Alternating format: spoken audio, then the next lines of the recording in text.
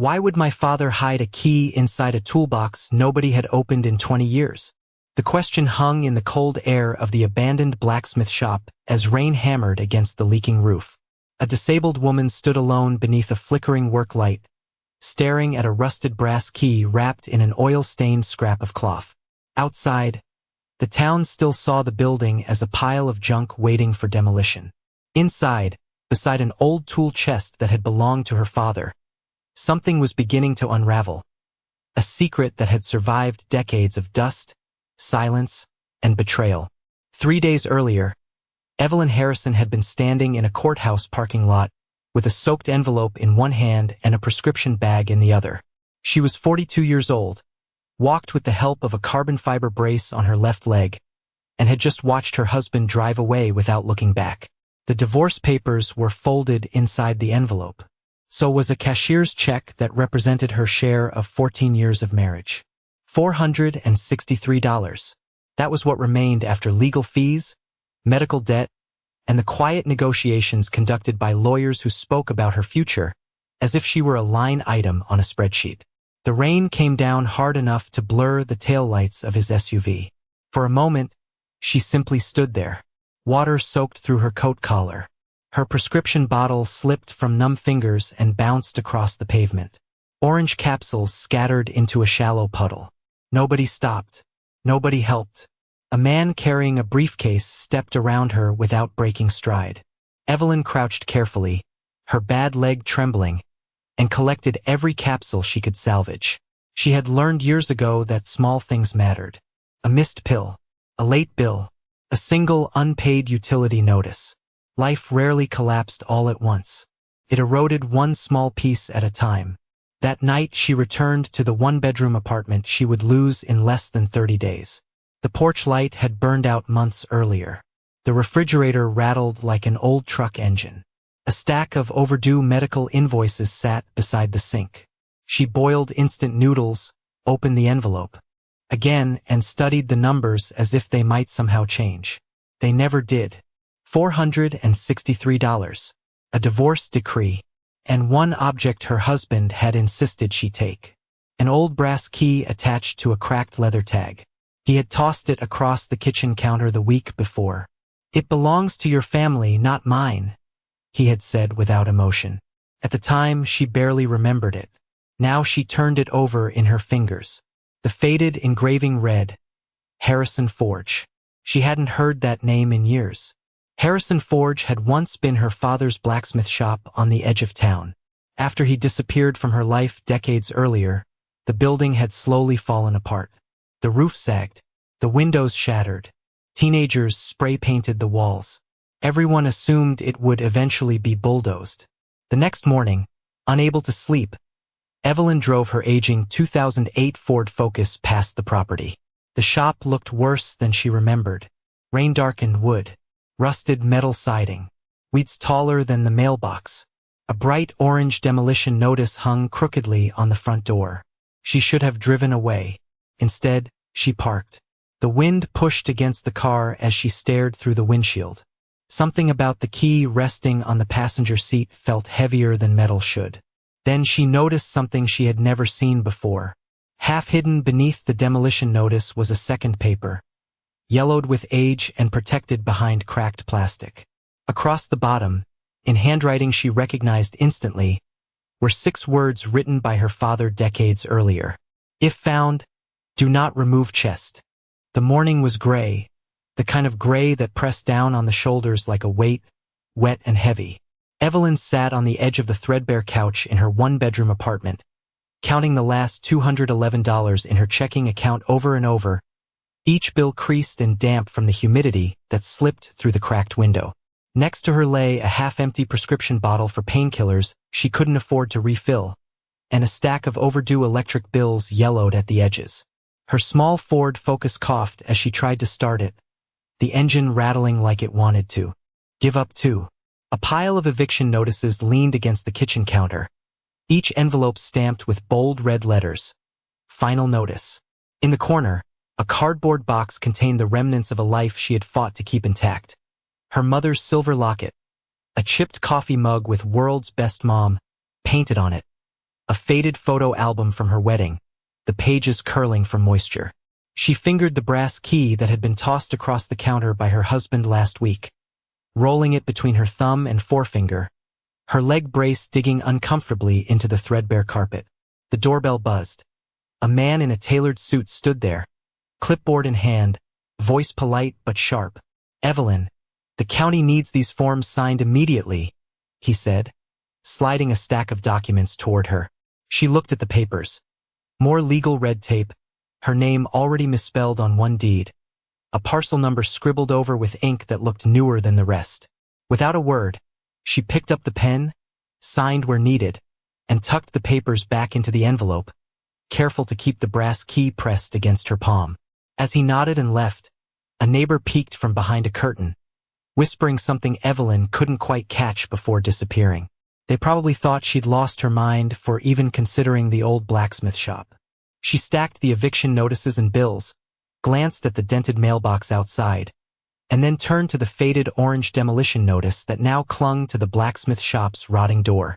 The ink was smudged in one corner, almost as if someone had tried to erase the name of the property entirely. Evelyn traced the letters with her finger, the cold rain dripping from her hair onto the paper. She folded it back carefully, slipped the brass key into her pocket alongside the deed with the altered parcel number, and exhaled slowly, feeling the weight of the apartment, the bills, the eviction, the judgments of everyone else pressing against her. She knew, as she closed the door behind her, that if the shop was worth anything at all, it would be this last, almost forgotten, pile of rust and wood, her only real chance at turning anything around. Evelyn. Around here, some people still talk about it like your father never really left. That forge isn't just an old building, Evelyn. Around here, some people still talk about it like your father never really left. The words stayed with her all the way back to Harrison Forge. Rain followed her home, turning the road into a ribbon of gray beneath the headlights. By the time she parked beside the building, dusk had settled over the property. The forge stood silent against the darkening sky, its broken windows reflecting the last traces of daylight. Inside, she placed Walter's photograph on the workbench and stared at it beneath the beam of her flashlight. Her father, Walter, the unidentified third man, partners until spring. The phrase felt less like a memory and more like a warning. She spent the next hour comparing the photograph to the room around her. At first, she wasn't looking for secrets. She was looking for differences. The forge in the picture looked larger somehow, cleaner. The workbench sat farther to the left. The tool chest appeared against a different wall. She assumed perspective was playing tricks on her until she noticed something impossible. A support column visible in the photograph no longer existed. Evelyn walked to the exact spot where it should have been and swept away dust with her boot. The floor beneath showed faint outlines where the column once stood. Yet the ceiling above displayed no sign it had ever been removed. She frowned. Buildings didn't simply lose structural supports. Not without leaving scars. A cold gust slipped through a crack beneath the rear door. Somewhere overhead, rain tapped softly against the tarp she had stretched across the roof. For a moment she listened to the familiar rhythm. Then came another sound. A hollow knock. Not from outside. From inside the wall. Evelyn turned immediately toward the newer section of paneling near the back of the forge. The same wall she had noticed days earlier. She crossed the room and rapped her knuckles against the boards. Solid, solid, solid, then hollow. She repeated the test. The same result. Her first thought was practical. Maybe there had once been a storage alcove behind the wall. Maybe old plumbing. Maybe rodent damage. But when she measured the dimensions using a tape measure from the workbench, nothing made sense.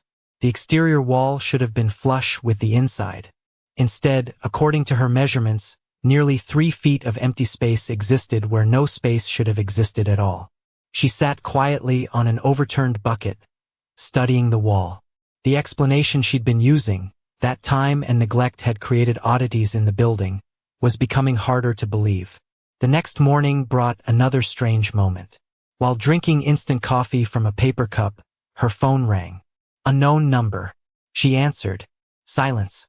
Then a man's voice. You're staying at the forge? Evelyn straightened. Who's asking? Pause followed.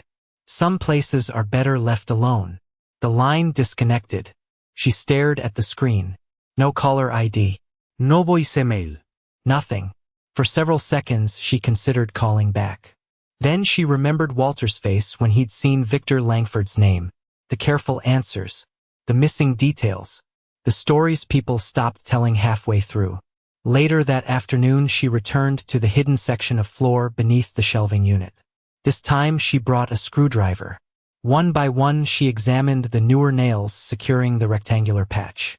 Most were decades newer than anything else in the building. Somebody had opened this section long after the forge had supposedly been abandoned. Somebody had wanted it closed again. While removing dirt from the edges, her screwdriver slipped into a narrow crack. Not a seam between boards. A deliberate gap. Evelyn lowered herself carefully and shined her flashlight into the opening. At first she saw only darkness. Then something reflected the beam. Metal. She widened the gap slightly and felt her pulse quicken.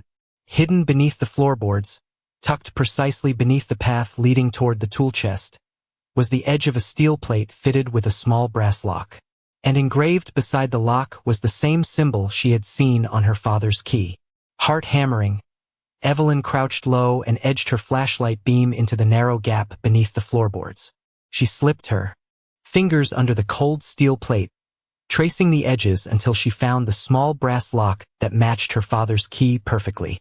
The metal was cool, the surface pitted and dulled by age, the lock mechanism groaning faintly as she wiggled it free. She pressed the key into the lock, turned slowly, and heard a satisfying click that echoed softly across the empty forge. Carefully, she lifted the steel lid to reveal a stack of yellowed envelopes tied with a fraying leather strap, the scent of aged paper and faint oil immediately rising into her nostrils. One envelope slid free, its edges worn, ink faded but legible, the handwriting delicate and slightly shaky, as if written decades ago. She lowered herself onto the floor, heart in her throat, and unfolded the paper, revealing a ledger page first. A record of transactions with dates, amounts, and names, each entry meticulous. Her eyes caught a familiar name, Victor Langford, scrawled across a line dated July 14, 1983, alongside a property address that matched the parcel she now owned. The numbers repeated, an exact sum, 3 times in a row, each entry annotated with a signature that had been corrected by an older hand, ink smudged in one corner.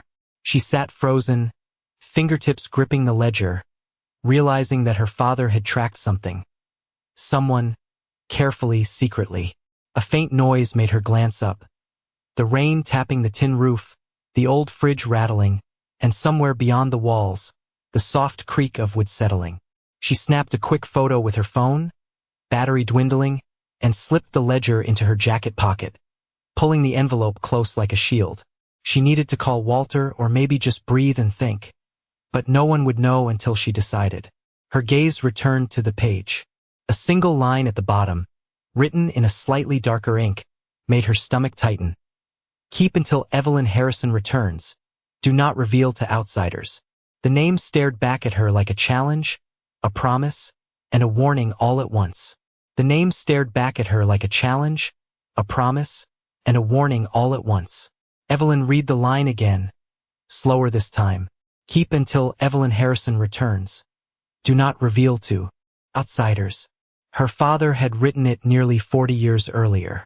Not if Evelyn returns. Not should she return. When Evelyn returns. The certainty of it unsettled her more than the hidden compartment itself. She carefully unfolded the rest of the contents spread across the dusty floor. Beneath the ledger page sat several envelopes bundled together with a leather strap darkened by age and machine oil. The first contained receipts. At first glance they seemed ordinary. Hardware purchases, steel deliveries, fuel invoices. But as she sorted through them, a pattern emerged. Many had handwritten notes in the margins. Paid for Mrs. Turner's furnace. No charge. Repair completed for Miller family. Deferred payment. Medical transport hitch repaired. Family couldn't afford bill. One receipt had no dollar amount at all. Across the bottom, her father had written only 3 words. Let him keep it. Evelyn sat back against the tool chest. The forge was silent except for rain tapping against the roof and the occasional groan of old wood settling into the night.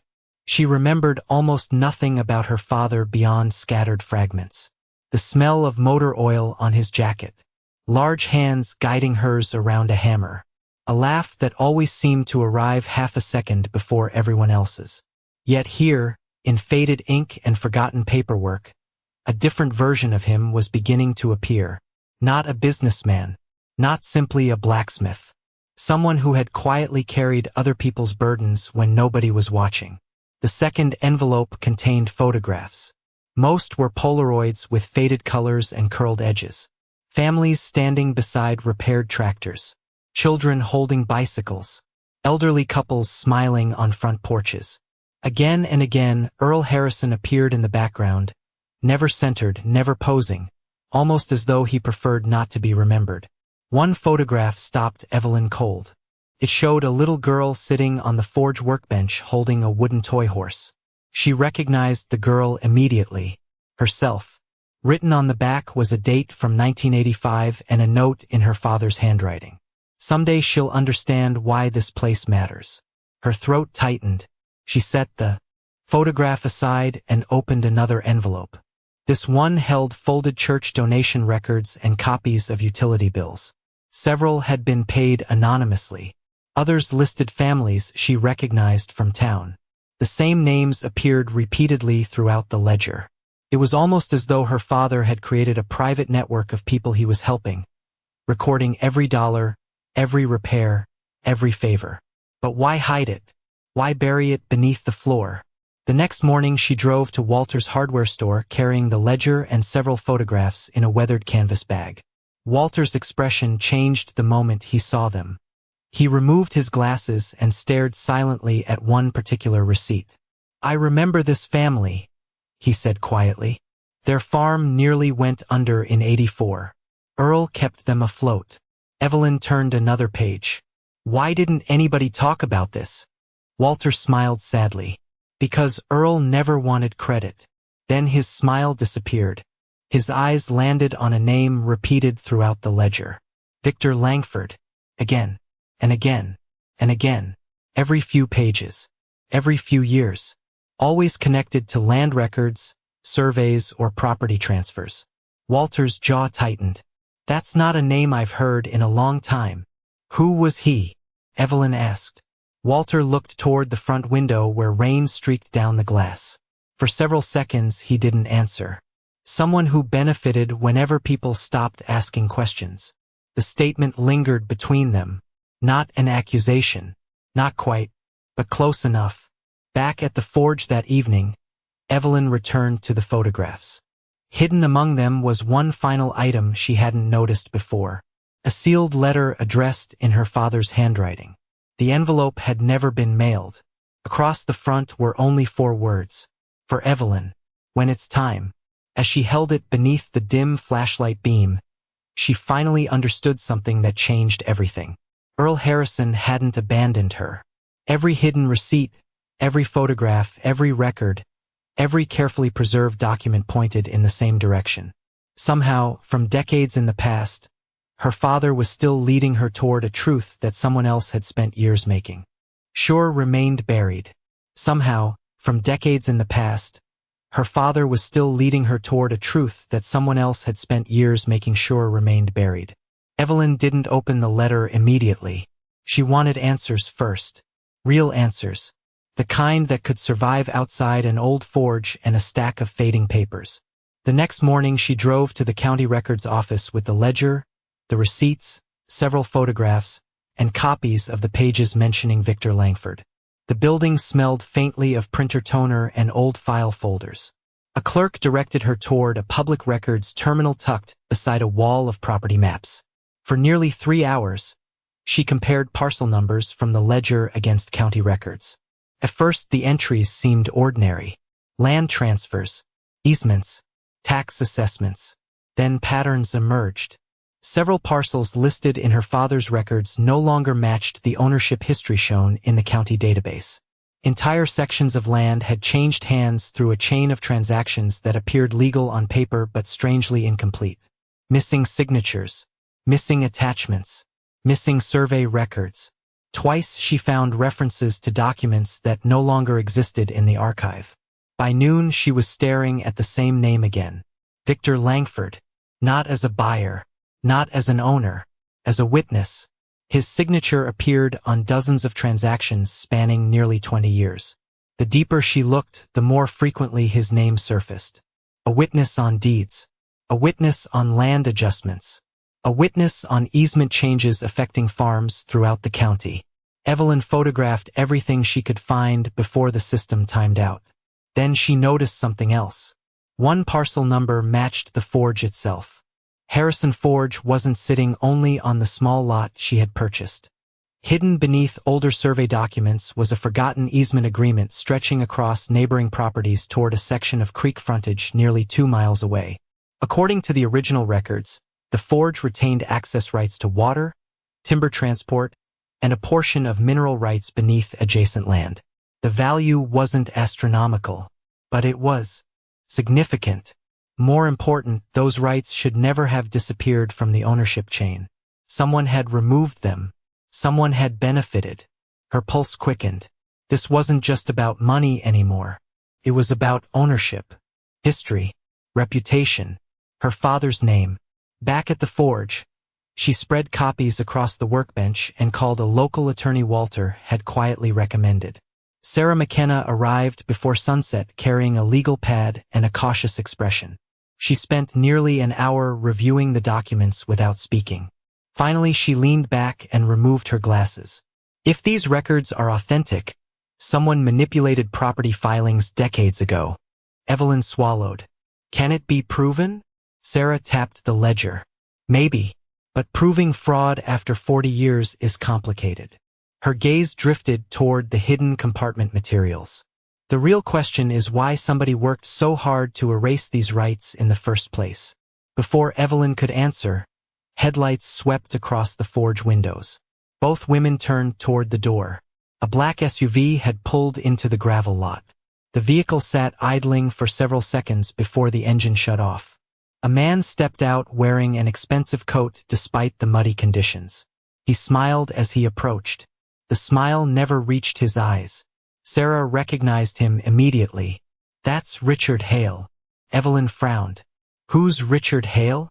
Largest land developer in the county. The knock came a moment later. Polite, controlled. Richard removed his hat when Evelyn opened the door. Ms. Harrison, he said warmly. I heard you've been working hard restoring this old place.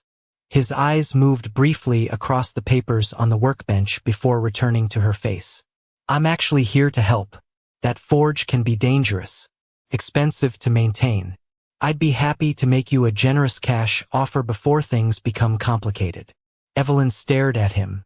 3 weeks ago, nobody wanted the building. 3 weeks ago, people laughed when she bought it. Now, one of the wealthiest men in the county was standing inside her forge offering money she hadn't asked for. And resting beneath Richard Hale's business card was a photocopy of a county survey, proving Harrison Forge had been worth far more than anyone had allowed her to believe. The black SUV idled just beyond the gravel driveway, its dark windows reflecting the dim light of the forge. Evelyn's fingers tightened around the stack of papers, her pulse quickening but her back straight. Richard Hale stepped out, polished shoes crunching against loose gravel, his coat impeccable despite the mud. Ms. Harrison, he said smoothly, voice calm. This place is valuable, yes, but it's unsafe. The county's code requires immediate attention. I'd hate for anything to happen to you. His eyes scanned the workbench, lingering on the ledger and the photocopied deed she had laid out. Evelyn's jaw stiffened. I appreciate your concern, but I'm aware of the condition, she said, keeping her tone measured. He smiled faintly, almost patronizing. Of course, but safety violations could force the property to be sealed.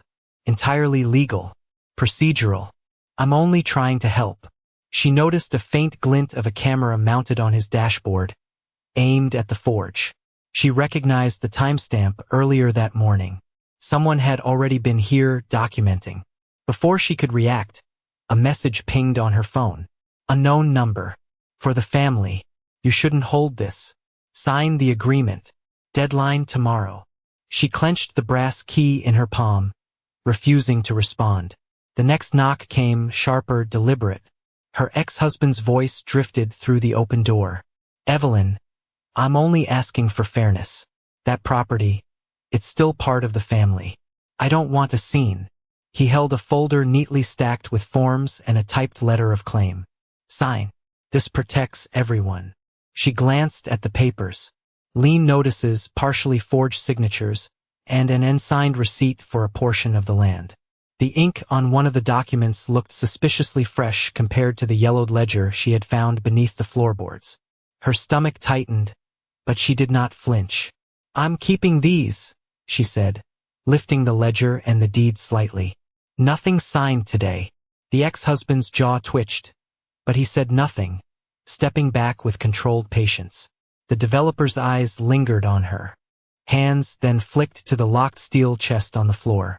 All I'm suggesting, he said softly, is that valuable property like this shouldn't be left in untrained hands. We could expedite repairs, prevent accidents. Evelyn traced her fingers along the ledger's pages. Victor Langford's name appeared again, repeated across multiple entries. She realized with a sharp inhale that while they believed she had only bought a worthless forge, she held a paper trail proving the property's hidden value and past manipulations. Hale's polite mask remained in place, the ex-husband's tone measured, yet both movements and words carried threat. Rain pattered steadily against the roof as Evelyn carefully photographed each page, slipped the original ledger into her jacket, and leaned slightly forward. The camera in the SUV blinked once, then turned away. Someone wanted this property. Someone had tried to erase its history, and she now held proof they didn't know existed. The county courthouse smelled of varnish and stale coffee as Evelyn stepped into the room, the brass key still warm in her palm and the leather-bound ledger tucked under her arm. She set it carefully on the long mahogany table where Richard Hale and her ex-husband had already taken their seats, each eyeing her as if expecting weakness. The room went silent as the clerk called the meeting to order. Evelyn opened the ledger slowly, letting the worn pages catch the light from the high windows. She pointed to the first entry. Victor Langford's signature, dated the same day a deed had been lost in the county archives, and a parcel number matching the forge. Richard Hale cleared his throat, adjusting his tie. That document may show a date, but procedural errors could still invalidate it, he said evenly. Evelyn turned the pages to show the ledger entries connecting multiple properties, bank letters tucked within receipts, and annotations in her father's handwriting specifying transfers he had overseen. Each paper layered over the other like dominoes of truth. Her ex-husband spoke next. Evelyn, this is family property. You don't have the expertise to manage it properly. She held up a folded photograph from the ledger, a Polaroid of her father standing with families whose farms he had saved. He did, she said quietly. And I know what to do. Murmurs ran across the room. Hale shifted, glancing at the paper trail leading from the ledger to a bank trust account established in her father's name, the documentation proving ownership and intent. She opened the envelopes one by one, the letter marked for Evelyn. When it's time, church donation receipts, and a partially burned journal page that mentioned Victor Langford and several unsigned deeds he had manipulated. The ex-husband's hand froze above a petition form he had intended to serve. Hale's confident gaze flickered to the ledger again, then to the brass key she had placed atop it. His expression went pale. The room's silence thickened as Evelyn carefully laid out the bank letter, the county deed stamped decades ago, and the receipt for the easement along the creek frontage. The clerk, reading over her shoulder, nodded slowly. All documents are in order, she said, her pen hovering over the page. Richard Hale tried again. Ms. Harrison, this could be settled. Mistakes happen. Property like this. He stopped, noticing the county stamp on the ledger matched the date and file Victor Langford had attempted to erase. Evelyn's lips pressed together. Her ex-husband's smile faltered, and the paper in his hand shook slightly. The Polaroid captured the community her father had preserved, proof of care and intent he had hidden in plain sight. Walter's words came back to her. Some people still talk about it like your father never really left. Now the ledger, the deed, the letters and photographs spoke louder than any voice. The room was still. Evelyn breathed slowly, letting the authority of her evidence settle over the table. She understood in that moment that the forge was no longer a derelict building. It was the vessel of her father's legacy, a map of truth, a claim to justice. And as eyes shifted uneasily toward her, she realized the first wave of power had returned to her hands. But the question remained. What would she do with it next? But the question remained. What would she do with it next? The answer arrived slowly, the way healing often does. Not in a courtroom, not in a headline, but in the weeks that followed, one deliberate step at a time. The county completed its review of the forged filings and missing property records. The easement rights connected to Harrison Forge were restored. The original deed was corrected. Supplemental records that had vanished decades earlier were recovered through archived survey documents and bank files. Richard Hale withdrew his purchase offer before the investigation concluded. No public apology ever came, but his company quietly abandoned several disputed claims tied to the same chain of transactions. People noticed. In small towns, they always did. Evelyn's ex-husband filed one final petition asserting a marital interest in the property. It was dismissed.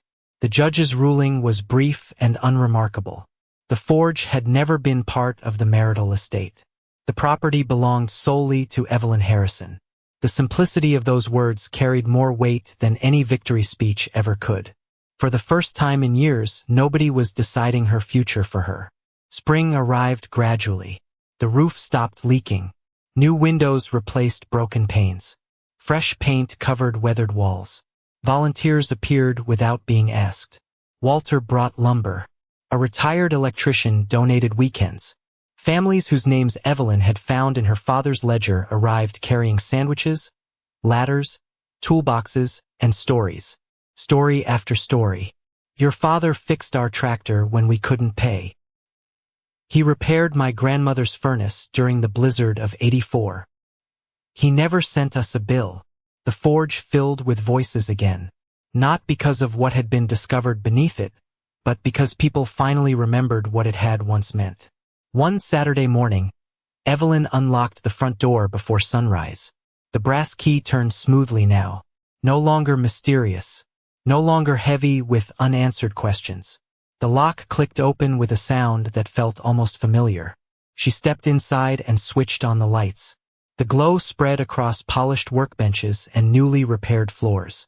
Above the entrance hung a restored sign, Harrison Forge, established 1978, reopened by Evelyn Harrison. She stood quietly beneath it for a moment. Then she carried one final item from the office to the front counter. The photograph of her father. The same faded picture she had found among the hidden papers.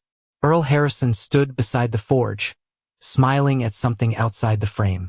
She placed it where visitors could see it. Not as a monument, not as a memorial, simply as a reminder. Later that afternoon, a teenage boy from town stopped by looking for part-time work. His family had fallen on hard times. Evelyn showed him how to organize tools and repair simple equipment. A week later, another teenager joined. Then another. The forge slowly became something larger than a business. A place where people learned skills, shared meals, fixed things that seemed beyond repair, including themselves.